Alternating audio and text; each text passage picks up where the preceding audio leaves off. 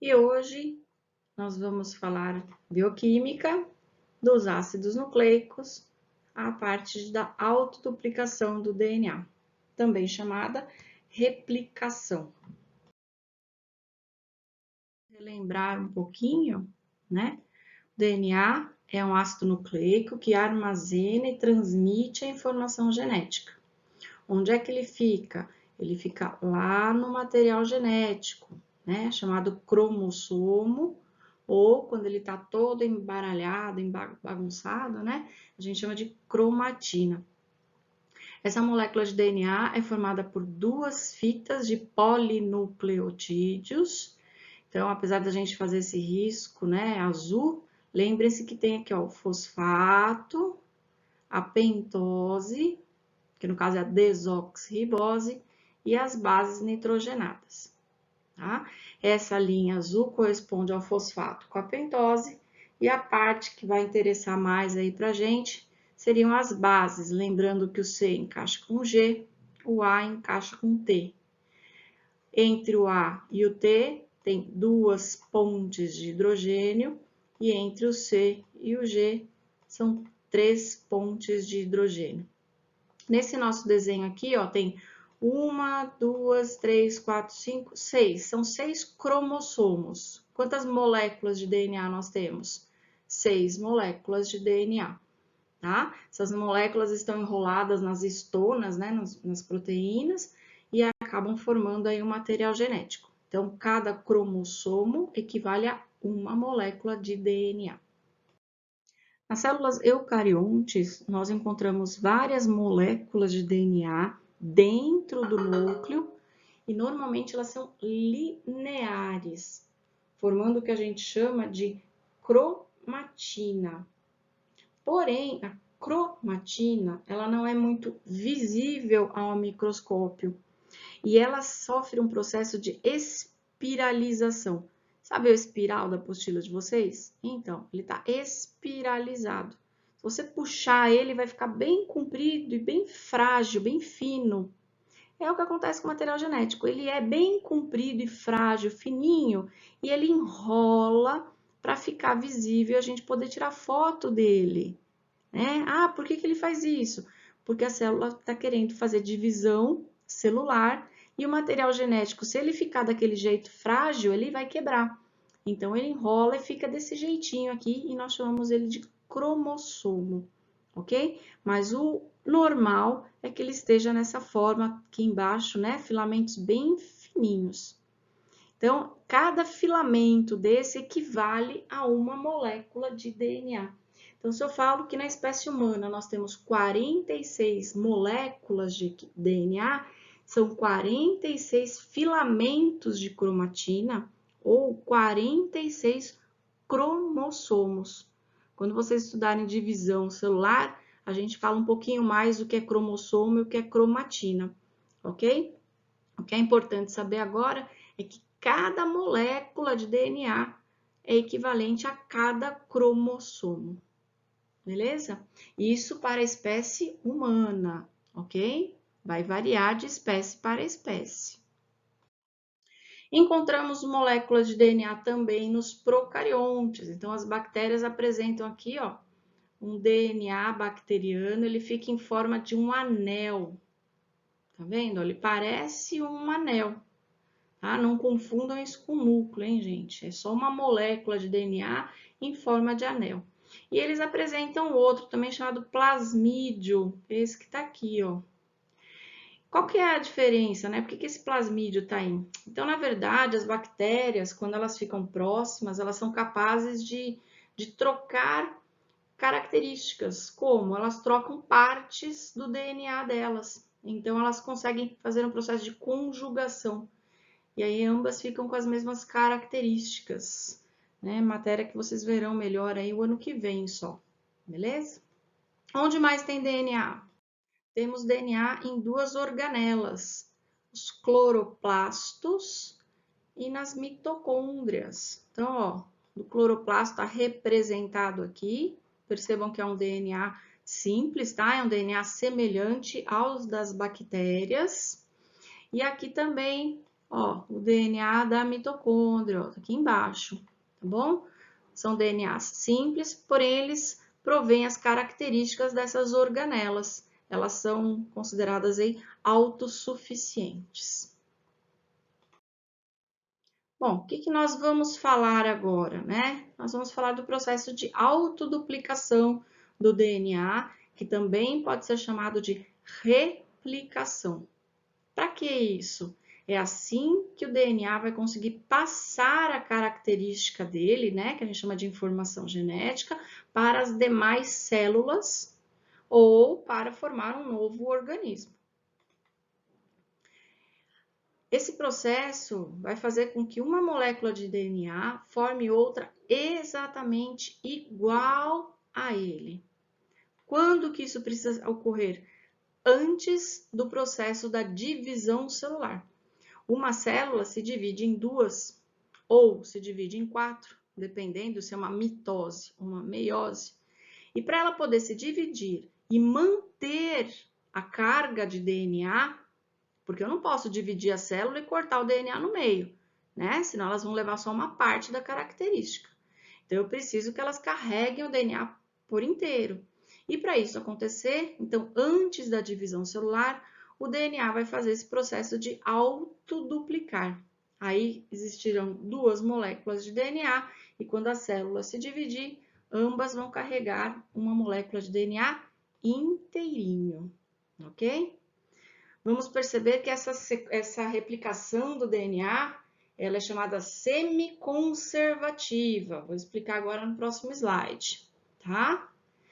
E é um processo bem complexo, sim, pois se tiver algum erro, a célula filha, ela vai ter uma anomalia, quer dizer, ela não vai funcionar direito. Então, existem várias enzimas atuando no processo, tá? É um processo realmente bem complexo. Se houver erros, esses erros são arrumados, tá? Lógico que se a quantidade de erros for muito grande, pode passar batido, tá bom? Mas normalmente a gente vê isso, né? No dia a dia, nossas células aí estão funcionando, então normalmente esses erros são consertados, ok? Para a gente começar a falar de autoduplicação, vou acabar citando aí algumas enzimas, né, que participam do processo. A primeira chama girase, ela vai desenovelar a molécula de DNA e deixar ela assim, ó, do jeitinho que a gente está vendo aqui assim. Aí vem uma segunda enzima chamada helicase, que vai desmontar essas duplas hélices, fazendo com que as fitas se abram. Gente, isso aqui parece abrir um zíper. Sabe quando você está abrindo o zíper da blusa? Então, você está abrindo aqui e as duas fitas estão se separando. Essas fitas agora, elas ficam, aqui ó, adenina, guanina, elas ficam esperando encaixar nucleotídeos novos. Esses nucleotídeos novos estão no núcleo. Eles estão soltos no núcleo, só que eles não podem se organizar de maneira aleatória para formar uma nova molécula. Então, eles esperam o molde aparecer do DNA e aí eles vão se encaixando. Olha aqui, ó, o C encaixando no G. Aqui está vindo um A encaixando no T. E para isso acontecer de maneira organizada, tem ação a enzima DNA polimerase, é uma das mais importantes aí para vocês lembrarem.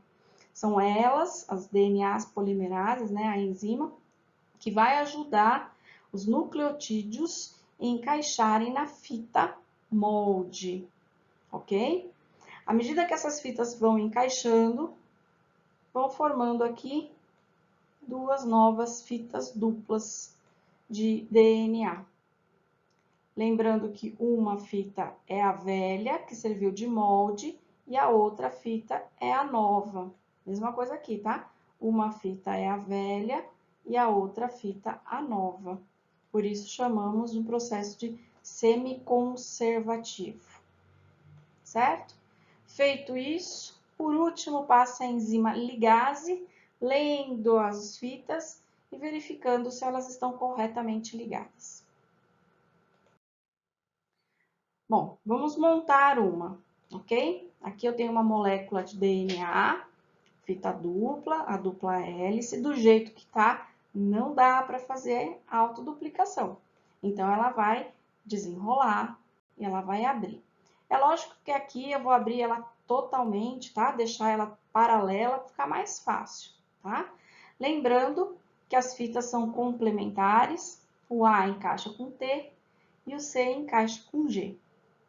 Algo importante também de se falar são as extremidades. Então, vou colocar aqui para vocês, aqui a extremidade 3 linhas, 5 linhas. E na frente a fita complementar está ao contrário, né? Então, é 5 linhas, 3 linhas, certo? Essas fitas, elas agora separam totalmente. Tá aqui. Lembrando, 3 linhas, 5 linhas, ok? Bom, vou fazer então a minha fita nova. As fitas novas, elas são feitas no sentido 5 linha, 3 linha. Então, se eu tenho essa fita 3 linha, 5 linha, a da frente vai ser 5, 3.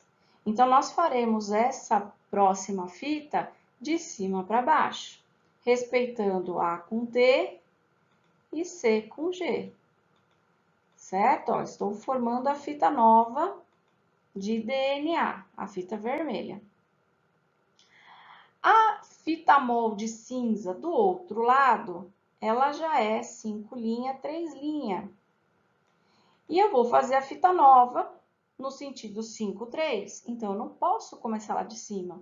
Eu vou começar de baixo, ó, respeitando A com T e C com G. Estou fazendo sempre no sentido 5, 3. A fita nova é que é feita no sentido 5, 3. Certo?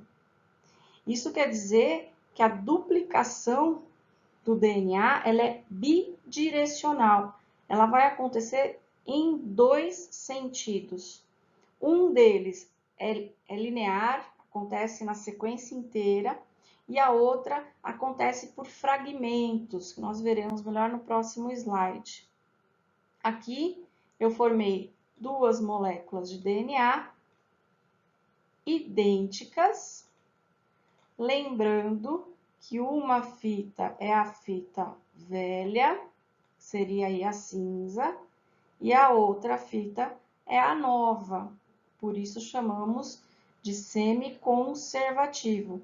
Conserva a fita velha como molde para formar a fita nova.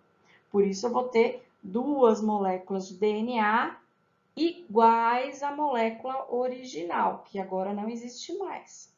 Essas 2 moléculas de DNA permitem que a célula entre em divisão e, quando ela se divide, todas as células filhas acabam carregando o material genético completo. Bom, algumas considerações finais. Existe um chamado primer.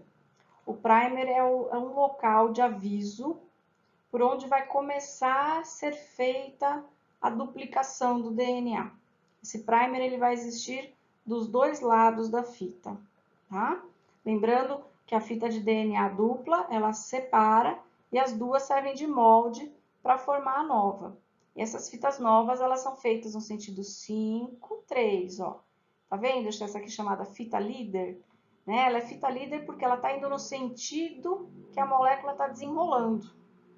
Já a de baixo, que é a fita atrasada, ela é feita partes por partes. Faz um pedaço, depois faz outro, depois o outro. À medida que a molécula vai desenrolando, ela vai fazendo pedacinho por pedacinho, porque o processo tem que ser feito no sentido 5, 3.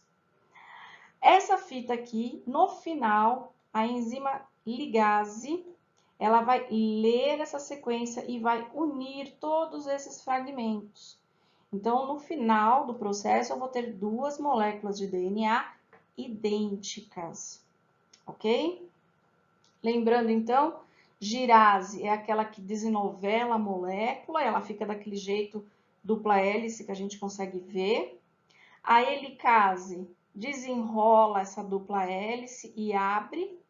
E a ligase vai fazer a ligação final, vai ler a molécula final para ver se não tem nenhum erro, ok?